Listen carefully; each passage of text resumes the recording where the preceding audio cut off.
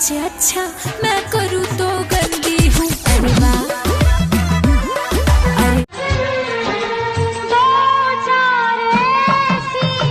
लगवा देना, गर्मी आने वाली है।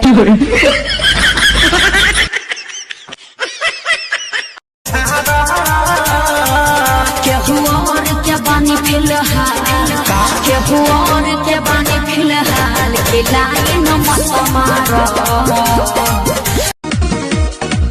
हम बानी कुमारी तू कुमारा, राजा डालो जवानी के चारा, कहीं चलो न लोभ के कलाश करे के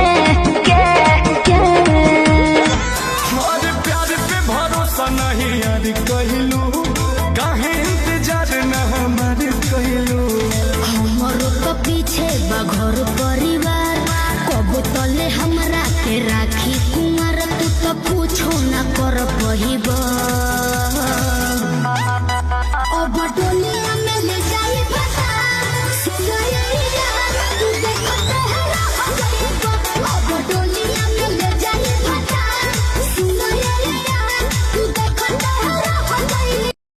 ए बोलू ऐसन सिचुएशन क्रिएट हो गइल, शादी दीदिया के देवरे से सेट हो गइल। बोलू ऐसन सिचुएशन क्रिएट हो गइल, शादी दीदिया के देवरे से नवे से बतिया के तू बुलाना का पैबा, राजाऊ घरे आइबा कि न आइबा, राजाऊ घरे आइबा कि न आइबा।